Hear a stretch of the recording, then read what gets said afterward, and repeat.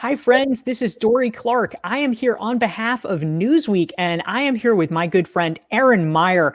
Erin is a professor at INSEAD. She is the author of The Culture Map, and most recently, and what she's primarily going to be talking about, she is the author with Reed Hastings, the founder of Netflix, of No Rules Rules, a New York Times bestseller about the culture at Netflix. Erin, I'm so glad to have you here.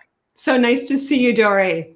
This is fantastic. We're going to have a great chat. And so, to viewers that are here, we'd love to hear who you are. We'd love to see where you're coming in from. So please type into the chat box where you're coming in from, so we can give you a shout out.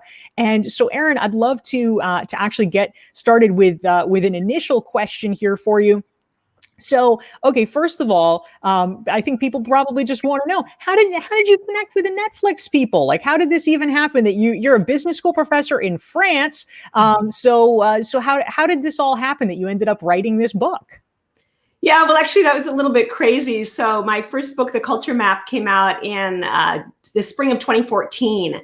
And, it was kind of a slow starter. So eventually a lot of people started reading it, but not at the beginning. So I was quite surprised when one morning I woke up and I looked at my email, and there was an email. The headline was Peace Corps. And it said, "Hi, Erin, I was in the Peace Corps near where you were in Southern Africa. My name is Reed. I'm the CEO of Netflix." You just got like a cold call email from Reed Hastings? I actually didn't think it was real. I remember I shook my husband. I was like, I don't think that's real, do you? But I started then doing work with Netflix on getting ready for their globalization, because they were getting ready to move into a bunch of countries. So that's how we started working together. And then I became aware of this really crazy, provocative, and super successful corporate culture that they have at Netflix. And I guess I was just so interested. I just kept at Rita at it until he agreed to write the book with me. That is amazing. I really love that. And yeah, I'm wondering, like, wow, when am I going to get like my cold call email from Oprah Winfrey? Like, geez, let's bring it. I love this. Oh, fantastic. Well, so Erin, we're so glad to have you here. And you can check out more about Erin's work at erinmeyer.com. And we also want to greet the great friends who are tuning in here. We have Trisha from Pennsylvania. We have Stephen from New York, Mustafa from Denmark, Diana from Rhode Island. Oh my gosh. We have Maria from Moscow. Wow. It's Cindy's here from Chesapeake, Virginia. We have Santa Cruz, Ferjan from Sweden. Oh, I love this. This is great. Giovanna from Zurich. We have Adrian from North Macedonia. Oh my gosh, we're so happy to have here all these great people. And of course, it's appropriate because Erin is the author of The Culture Map. She's an expert in cross-cultural communication. And it sounds like that was part of the original interest that Reed Hastings had in connecting with her, was around the globalization of Netflix. I'm actually curious.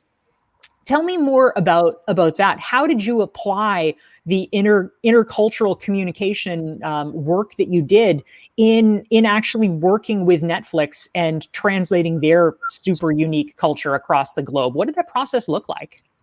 Yeah, well, the first thing I was trying to figure out was how this corporate culture could actually work. And, one thing I have to tell you is that when I first learned about the culture at Netflix, I really did not like it.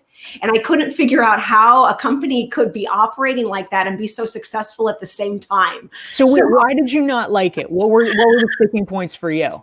So some of the people on the call probably know about this famous Netflix culture deck, which are these slides that have been downloaded about 20 million times. And one of the slides says, at Netflix, adequate performance gets a generous severance.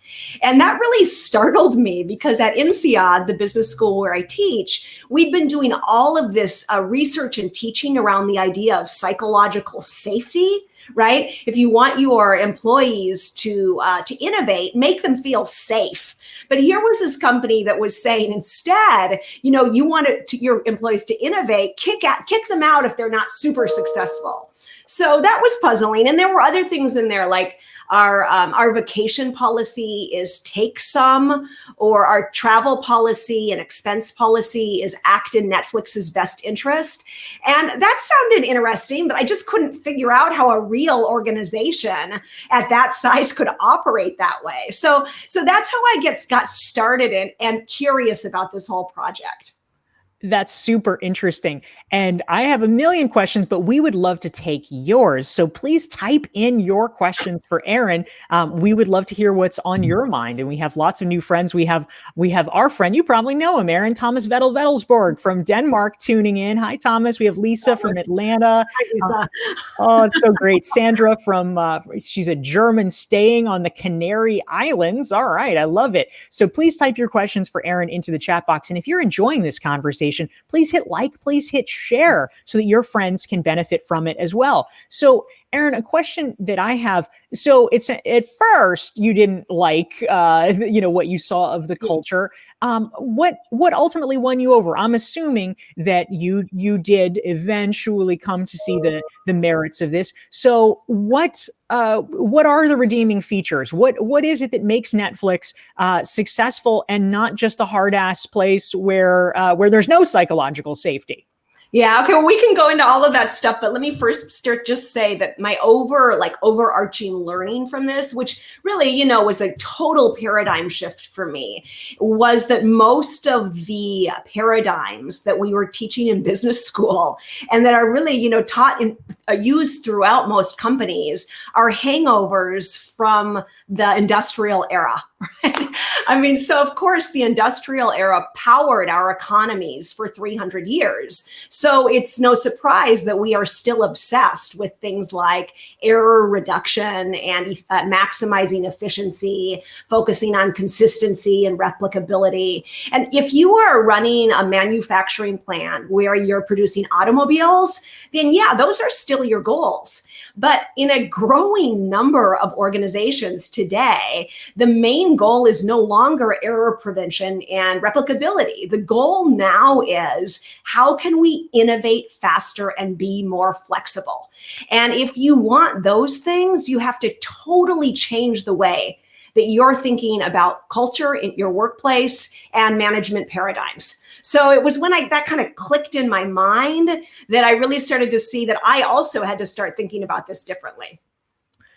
That's super interesting. And a great question, Erin, came in from Mia. She wants to know, have you found that Netflix's unconventional culture has had an impact one way or another on diversity issues? That's certainly on a lot of people's minds these days. How has that played out? Yeah, so I mean that's a really interesting question because one of the attributes at Netflix is the importance of candor. And of course, there's a lot of companies, especially in the US today, that are thinking and talking about developing a feedback culture, right? And I think we can say at Netflix that their feedback culture is actually their superpower, right? So candor is their superpower. And what I mean by that is that people give one another and even their bosses feedback like on a daily basis. But I was really concerned when I started working with them about how that was going to play out as they moved into countries like Japan and Singapore and Brazil, where the focus is really on like relationships and group harmony. So that was very interesting. One of the things I learned, so one of the crazy things they do at Netflix, and when I first heard this, I was really taken aback, but I came to see it was actually quite valuable, which is that they do these live 360 dinners. So they get together as a team in the evening, they sit around the table, right? And like, I'm up first, right? So if I'm up first, we go around and everyone tells me one by one what they think I should do differently in order to improve my performance. And when I heard that, I was like, well, what's the point? What's the point of like dragging my weaknesses through the group? Right.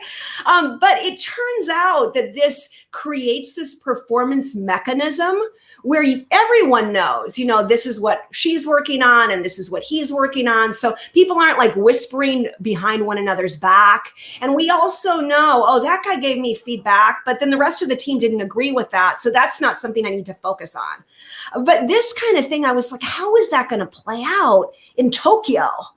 But what I found is that actually in these other offices like Brazil and Singapore and Japan, that the ad hoc feedback wasn't working very well. But when they had an opportunity to prepare, they knew what the expectation was and they understood it was in order to help the group, that they were actually better at it than the Americans. So yeah, they've been really focusing on trying to take this culture and figure out how to allow it to grow in diverse ways across the world. It's a fascinating journey. That's really interesting, and something that obviously it looks like in our chat, the listeners are really interested in. Veronica wants to know, how difficult was it to implement the culture in other countries? And I'll just sort of add on, were there any countries that were particularly hard for some reason? Or I guess conversely, a place where you thought it would be hard, but actually it was like, oh, no big deal. This is totally fine here. Well, the culture that it works great in is the Netherlands. So for example, I was talking about— Oh yeah, they are blunt, man. They are really blunt. Well, I mean, just like relatively, Americans are Japanese in comparison to the Netherlands, right? And it's actually funny when I was doing the research at Netflix Amsterdam, because they were like, oh yeah, those guys in LA and Silicon Valley, they're on and on about radical candor, but they don't know how to be candid. Right? So that was a riot. But I think in order to start actually answering the last question, we have to kind of think about what the tenets of the culture are, right? And maybe I can just tell you a little bit kind of a story about this. So when I first met Reed, he told me a story about his first company, which was an organization called Pure Software. And when he started that company, it was just a small group. They were operating kind of fast and loose, and they had no rules. But then as the company started to grow, some people took advantage of the freedom that was allotted to them, and some people did stupid stuff, right? So like there was this guy, Jim, who used to fly from San Francisco to LA every week. And because there was no travel policy, he started flying first class, right? And there was this woman, Charlotte, who used to bring her big dog to work every day. And because there were no policies, this was fine. But then the dog chewed a big hole in the carpet, right? So as these things happened, Reed noticed this was expensive. So they created a really detailed travel policy and, an employee handbook, no dogs allowed at work. But then what happened as the company grew and these rules and processes took place is that the really creative, like innovative thinkers, they left the organization because they're really mavericky people. They don't want to work in places like that. They want to work at places they can run free. So then the company stopped innovating. And the people who are really good at following the processes, they were promoted. So then when the environment shifted from C++ to Java, they weren't the most flexible people running that company, and they were unable to adapt. So Reed's goal with Netflix was to create an environment that as it grew, didn't put more rules and process in place. So that was like his overwhelming kind of idea. But he recognized that if they didn't put rules and process in place, the company could easily descend into chaos. So he tried a couple of thoughts. He said, if we have only really great employees, they probably don't need those rules. So let's try to have an environment that's really like only top performers. And then let's try to have an environment where we're giving one another a lot of feedback, which will create a co-accountability. So we'll need less rules. And then in that case, we can try to get rid of kind of all management processes. So that's the basis of the whole structure at Netflix and what we describe in No Rules Rules. Wow, it's fascinating and so different from so many places. It really is an outlier, which is what makes it exciting to study. And so I just want to mention, we are here with the Newsweek Better interview series every single Thursday, 12 Eastern, 9 a.m. Pacific, 6 p.m. CET, because Erin is in Paris. So you can tune in with your dinner if you're in Europe. If you would like to never miss an episode, make sure you sign up for my mailing list. You can do that and download a free self-assessment at dorieclark.com, and you'll be notified about upcoming interviews. You can also follow me on LinkedIn. Just go to dorieclark.com/LinkedIn and you'll get all the 411. And of course, if you want to learn more about Erin Meyer, you can go to her, erinmeyer.com. So Erin, a great question came in that I'd love to tackle. We have innovative leaders on this call who are interested in this. Vanessa is one of them. She says, well, okay, I'll bite. What if somebody wanted to implement these policies? How do you get started? How might you do this? Yeah. So, I mean, it's not so complicated, especially if you're in a smaller environment. I think if you're like thinking about a big company, you really have to kind of take it off. Just think about your own department, right? I mean, you can't like change the whole culture of, I don't know, like Johnson and Johnson in a week, right? But if you're starting an organization or you have a small team yourself, or even a large team that you're managing, I mean, there are a number of things you can think about. And the first thing that I really think we all can start thinking about is this idea of what they call talent density at Netflix. So talent density is the idea that top performers love working with top performers. So if you keep only high performers on the team, that the performance will spiral up. And on the other hand, if you let's say medium performers stay on the team, that they'll drag the performance down. This is a super interesting concept because we've seen this in research. And I have this colleague whose name is Professor William Phelps. So he's also kind of in the same area of research that I am. And he did this study where he invited 4 MBA students into his lab at a time. And he gave them a task, 45-minute task, and he rewarded them financially based on how well they did the task. And unbeknownst to them, in half of the groups, there was an actor who was this guy named Nick. And Nick pretended to be a real MBA student, but he was hired to do things like act not great, right? Like sometimes he would act kind of bored or like text his girlfriend during the time, or sometimes he would act kind of jerky. And he might say things like, Dorie, have you ever even attended a business school class before? Right? But what happened is that in these 45 minutes, you could see, first of all, the groups with Nick on them performed worse at about a 45% worse rate, right? Even when the other 3 people were excellent. But more interestingly is that in these 45 minutes, you could see that the real MBA students, they start behaving like Nick. So when he's acting bored, right, they all start acting kind of bored too. He's acting kind of depressed in one of the videos. One of the other MBA students, she puts her head down on the table. She starts to look so depressed. And then when he's jerky, they're jerky to one another also. So I think a lot of managers, they think an individual performance problem is an individual problem. But actually, we know from a lot of research that an individual problem is a systemic problem. And that's why I think this idea at Netflix of adequate performance gets a generous severance, or what they call the keeper test, which is that you need to ask yourself as a manager frequently, if Justin came to me and told me he was leaving the company, would I fight hard to keep him? Right? That we need to ask ourselves these questions in order to get those teams that spiral up and not down. That's great. So interesting, Erin. Thank you very much. And a question came in from one of the folks who's tuning in on LinkedIn, and they want to know, well, how does Netflix actually sustain this as they grow? I mean, obviously, you've been talking about bringing Netflix to foreign countries, but this is a company that has been very successful, especially during the pandemic. So how do you actually take this kind of unique culture and scale it so that it can survive and thrive, even, as we get to multiples of the size? Yeah, well, this is the main question that people ask is this, like, I understand these concepts in a small company because small companies should act entrepreneurial. But once we get big, if we try to act entrepreneurial, we start having problems. But what what they do at Netflix, the leadership does at Netflix, is they just talk about culture all of the time. Right? I mean, every quarterly business review meeting, they have culture on the agenda.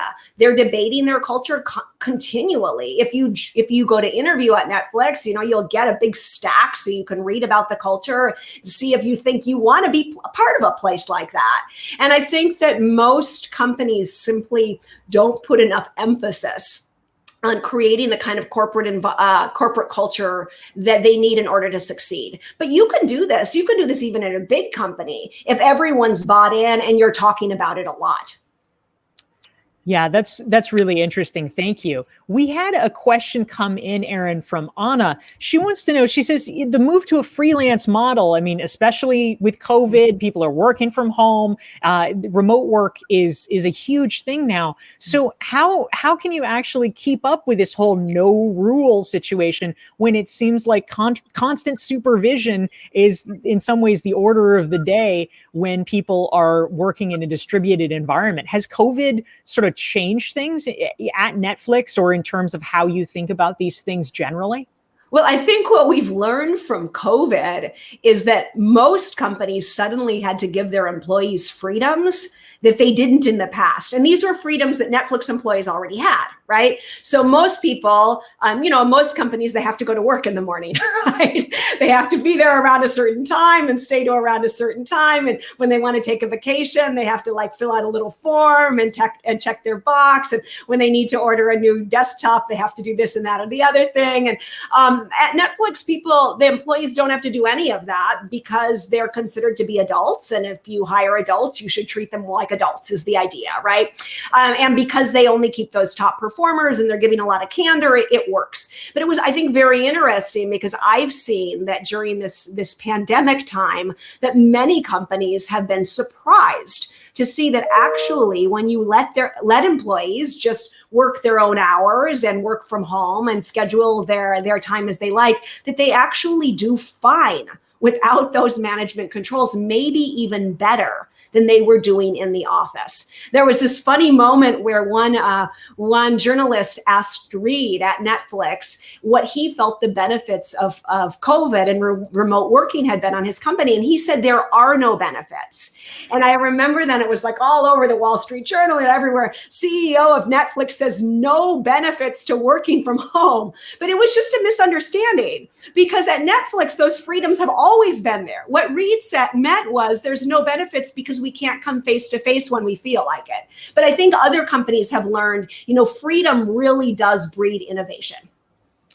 Yeah, that's a very great point. Thank you, Erin. And please feel free to type your questions for INSEAD professor and author of No Rules Rules, Erin Meyer, into the chat box. We love to take your questions. And if you are enjoying this conversation, hit like, hit share so that everybody in your feed can see it and benefit from it as well. So, Erin, a question that I wanted to just dig into a little bit more was around the issue of not having a formal vacation policy. Mm-hmm. Now, you hear sometimes that, on one hand, oh, how amazing, there's no vacation policy. I could go to Australia for 3 months. But what you also hear is that sometimes that actually leads to people taking no vacation because they're maybe afraid to, or it's, oh, I don't actually know if this is okay. How does Netflix think that through and prevent a situation where, unlimited vacation actually means, sorry, pal, you don't get any? Yeah, well, I think that this is actually much less interesting than one would think, because what I generally find at Netflix is that people take vacations just about as much as they do at other companies. So, when there's no hard rules that are in place, people look for the soft rules around their offices. Like, what are their colleagues doing? What are their bosses doing? Because of that, they try to make a big emphasis at Netflix to do what they call lead with context, not control, which means that you as the leader should demonstrate and talk about the kind of behaviors that you hope to have instead of dictating them. But like we see, for example, at Netflix, that Reed always takes at least 6 weeks of vacation a year. And he does that because he wants to make sure to demonstrate to those around him, you need to take vacation in order to be healthy and productive. Right. So I don't think it's that wild, and people organize their time as they like. But that's really one of the more symbolic freedoms they have at Netflix. I mean, much more interesting are things like that you don't need approvals at Netflix. Lower level employees can sign off on $1 million deals without getting the boss's okay. And I think that's where we really start to see a different kind of working. Yeah, that's a really great point. Excellent. And I have a great question that came in from Robin. She wants to know, well, okay, let's see, let's say there's a company where we want to have fewer rules and more employee autonomy, but maybe the leaders there are not fully on board. How can we get the leaders to see that a little bit more? Do you have advice for people to maybe help convince their leadership of a more Netflix style of arrangement? Oh yeah, well, I think you have to work with your own departments on this. I know people always used to ask me this with the culture map too, like, how can I get my boss to act in a way that's more culturally appropriate? Like, okay, you have to act within your realm of control, right? But I do think, okay, like that vacation policy, maybe that's something that has to be more at a whole company level. But a lot of these things can really just be at a team level. I mean, for example, if you want to get this kind of candor going, right, in your organization, then you can set up systems where you have feedback on the agenda in every one-on-one meeting, right? And as you do that, people start giving more and more feedback to one another. Or if you want to have a different leadership style in your own team, you can think about leading like a tree and not like a pyramid. And what I mean by that is that at most companies, on most teams, we have a decision making that's like a pyramid. So you have like the big boss on top, right? And then you have like the low level employees who are on the bottom. And the low level employees, they can make small inexpensive decisions, but for the bigger decisions, they have to push them up for approval, right? But at Netflix, the leadership is like a tree with the more important, like, okay, the CEO or the head of the department is like down in the roots of the dirt of the tree, setting the context. So if we're going to look on a departmental level, that would be, as a department, these are our goals. Here's how we're going to try to get there. These are the things we need to keep in mind. And then, the outer branches are the lower level employees who are actually making the decisions, keeping in mind all of the context that's been set for them. Now, if this makes your heart, race when you think about it, remember this only works if you have only high performers on your team. And if you're giving one another a lot of feedback, right? So I know if you don't have the right employees, there's no way you can give them that level of power. But when you've got the right employees, you can really have this crazy growth, freedom, and innovation like a tree, right? Really interesting. And this actually ties in. We have probably time for one more question here. Thank you so much to all the great folks who have tuned in and joined us again every Thursday. Actually, technically not next Thursday, mostly every Thursday. Next Thursday is Thanksgiving here in the United States, but mostly every Thursday we are here noon Eastern, 9 a.m. Pacific, 6 p.m. CET with the Newsweek Better series. Come back in 2 weeks. We're going to be interviewing Seth Godin, marketing legend and author of The Practice. And to make sure that you always are up on the interviews, you can subscribe to my email list and make sure that you are getting notifications at DorieClark.com. If you want to learn more about our friend Erin Meyer, go to her website, erinmeyer.com. And if you're enjoying the conversation, hit like and share one more time so people can see it. And the last question, which I think is really important, Erin, you've said this can really only work if you have a culture of high performers. And so Anna wants to know, well, how do you manage the hiring process then? Is it about finding the right people and being very meticulous, or is it actually about training them afterwards? How do you actually get this, super high quality pool of talent? Yeah, well, I wouldn't say that I learned anything unusual about hiring when I worked at Netflix. I mean, they do what everybody does, trying to find the best people out there. They pay top of market, and they have a very unusual pay structure. But I think what we can learn from this is a lot of people then think, oh, well, we don't have that kind of money at my company, right? Netflix, they can pay a lot, but we can't pay a lot. But they follow something that's called the rock star principle, which is something that has been proven in the software industry. And Reed's a software engineer, so he applies it to all creative thinkers in the company. And he considers most people at his company creative thinkers, right? Which is that it's better to have one employee and pay them like a rock star than to have 10 to 25 employees and pay them less. right? And that's based on this software engineering research that shows, if you really want like top level, like super innovative thinking, go for those rock stars and pay them rock star amounts. So I guess the lesson is, if you only have like this much money, right, and you're planning on going out and hiring, I don't know, 8 people or 20 people, that for a high performing environment, you might start to say, I'm just going to go out and maybe hire 2. Right. And really make sure to get those top people. And, that'll get you started really well. I love it. Erin Meyer, thank you so much for this great conversation. It's been wonderful speaking with you. Her book is called No Rules Rules, co-authored with Reed Hastings from Netflix. And tune in 2 weeks from today, December 3rd, for Seth Godin. Erin Meyer, thank you so much. Thanks, Dorie. Such a pleasure to be here with everybody.